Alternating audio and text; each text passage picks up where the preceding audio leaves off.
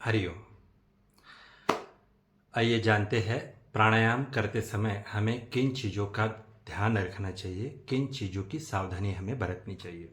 क्योंकि बहुत बार ऐसा होता है, बहुत सारे लोग प्राणायाम का अभ्यास तो करते हैं लेकिन उससे उचित लाभ प्राप्त नहीं कर पाते हैं, क्योंकि कुछ छोटी छोटी गलतियां हमसे हो जाती है। इसलिए हम लाभ से वंचित रह जाते हैं। क्योंकि ग्रंथों में तो साफ लिखा हुआ है, प्राणायामादि युक्तेन सर्वरोग क्षयो भवेत्, अयुक्ताभ्यास योगेन सर्वरोग समुद्भव। अर्थात प्राणायाम अगर सही तरीके से किया जाए तो सभी रोगों का नाश हो सकता है। और अगर प्राणायाम करते में कुछ गलतियां हो, गलत तरीके से प्राणायाम किया हो, तो कुछ रोग जो नहीं भी है उनका भी उद्भव हो सकता है। इसलिए प्राणायाम करते समय, क्योंकि प्राण आयाम यानी प्राणों से खेलना है, तो प्राण के साथ आप जब खेल रहे हैं तो बहुत सावधानियां इसमें बरतनी चाहिए।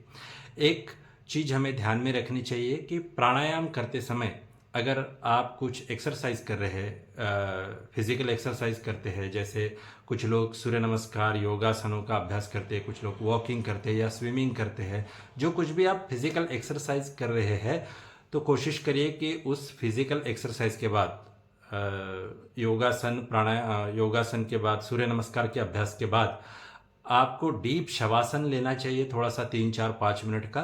और डीप शवासन के बाद जब श्वास पूरे नियंत्रण में आए तो उसके बाद ही प्राणायाम का अभ्यास करना चाहिए। समय के बारे में एक चीज ध्यान में रखिए कि प्राणायाम प्रातः काल आप प्रातः विधि से पूरा निवृत्त होकर उसके बाद ही प्राणायाम का अभ्यास करें, ताकि उचित लाभ आपको प्राप्त हो सके।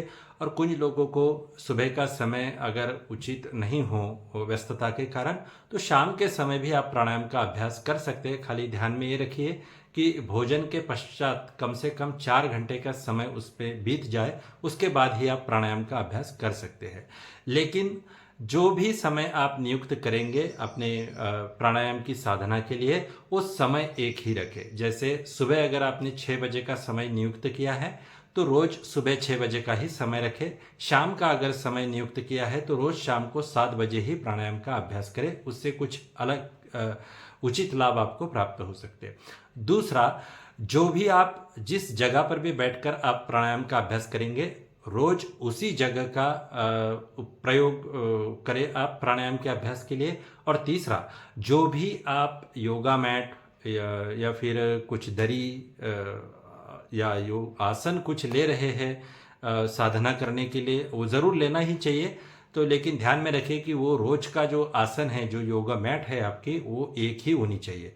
समय एक हो, जगह एक हो और आपका योग कर आसन एक हो, तो उससे बहुत अधिक उचित लाभ आप प्राणायाम के अभ्यास में पा सकते हैं। दूसरा, इन चीज़ों का भी ध्यान आपको रखना है कि प्राणायाम केवल श्वास लेना और छोड़ना नहीं है। शुरू शुरू में हम जो नए प्रैक्टिशनर होते हैं उनको यही सिखाते हैं कि बाई नासिका से श्वास लो, दाहिनी से छोड़ दो। तो लेना और छोड़ना यही सब जगह पर करवाया जाता है। लेकिन प्राणायाम का जो उचित लाभ है वो कुंभक से प्राप्त होता है, क्योंकि कुंभक को ही प्राणायाम कहा गया है ग्रंथों में। श्वास लेने की क्रिया को पूरक कहा गया है, श्वास रोकने की क्रिया को कुंभक कहा गया है और श्वास छोड़ने की क्रिया को रेचक कहा गया है। तो पूरक, कुंभक और रेचक, इनका सही प्रमाण क्या होना चाहिए? इनका सही प्रमाण है 1:4:2।